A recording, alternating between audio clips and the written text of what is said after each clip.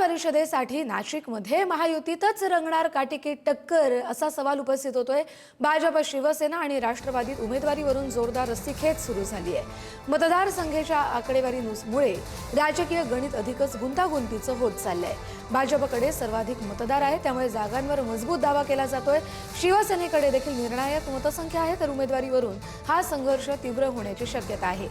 राष्ट्रवादीचे 99 मतदारही king maker ठरू शकतात, तर महायुतीमध्ये एकमत न झाल्यास मैत्रीपूर्ण लढत किंवा बंडखोरीचीही शक्यता आहे।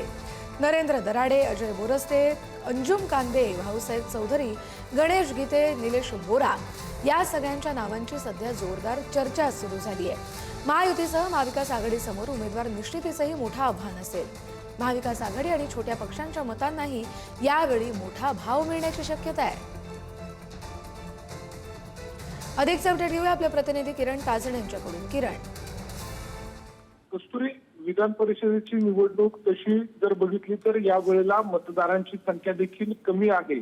जिल्हा परिषदेच्या निवडणुका झालेल्या नाहीये, त्यामुळे जिल्हा परिषदेचे सदस्य, पंचायत समितीचे सदस्य देखील या सगळ्या विधान परिषदेच्या निवडणूक प्रक्रियेमध्ये नसणार आहेत। त्यामुळे मोजकेच एकूण मतदार असल्यामुळे या सगळ्या निवडणुकीकडे सर्वांचंच लक्ष लागलेलं आहे। नाशिक जिल्ह्यामध्ये जवळपास 6 ते 5 मतदार आहे आणि त्यामध्ये सर्वाधिक जे संख्या आहे ती संख्या मात्र भाजपकडे आहेत आणि त्यामुळे भाजपची ताकद जरी मोठी असली तरी दुसऱ्या स्थानावर शिंदेची शिवसेना आहे आणि या वेळेला मात्र महायुतीमध्ये असलेल्या अजित पवारांच्या राष्ट्रवादीकडे 99 मतदार आहेत। त्यामुळे अजित पवारांची राष्ट्रवादी या सगळ्या काळामध्ये किंगमेकरची भूमिका बजावू शकते अशा स्वरूपाची स्थिती आहे।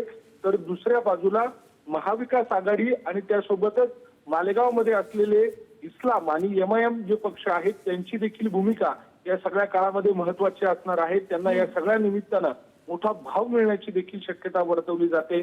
महायुतीमध्ये जर एकमत झालं नाही तर ही निवडणूक मैत्रीपूर्ण देखील होऊ शकते आणि बंडखोरीची देखील शक्यता वर्तवली जाते।